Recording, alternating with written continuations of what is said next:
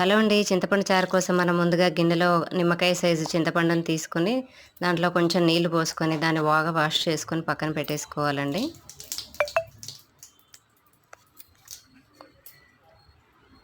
దీంట్లో గింజలు రాకుండా చూసుకోవాలి. ఇప్పుడు ఈ కడిగిన చింతపండులోకి ఒక గ్లాసు నీళ్లు పోసుకొని, మనం ఇలా అనుకొని పక్కన పెట్టేసి ఉంచుకోవాలి. ఒక అరగంట తర్వాత దాని గుజ్జంతా తీసుకొని, దాంట్లో సరిపడా నీళ్లు పోసి కలుపుకోవాలండి. దాంట్లోకి సరిపడా ఉప్పు వేసుకోవాలి. ఇప్పుడు దానికోసం మనం పోపు కోసం పొయ్యి మీద గిన్నె పెట్టుకొని, ఒక టీ స్పూన్ ఆయిల్ వేసుకొని, ఆయిల్ వేడవగానే ఒక టీ స్పూన్ ఆవాలు, ఒక టీ స్పూన్ జీలకర్ర వేసుకోవాలి. కొంచెం చిటపటలాక ఒక 3 ఎండుమిర్చి ముక్కలుగా చేసుకొని వేసుకోవాలి. అలాగే కొంచెం ఇంగువ వేసుకోవాలండి. పులుపు కాబట్టి డైజెషన్ లేకుండా ఉంటుంది. అలాగే 2 రెబ్బల కరివేపాకు, కొంచెం కొత్తిమీర, 4 వెల్లుల్లి రెబ్బలు దంచుకొని వేసుకోవాలి. ఒక అర టీ స్పూను పసుపు వేసుకోవాలండి. ఇప్పుడు పోపంతా వేగాక మనం తీసి పెట్టుకున్న చింతపండు నీళ్ళలోకి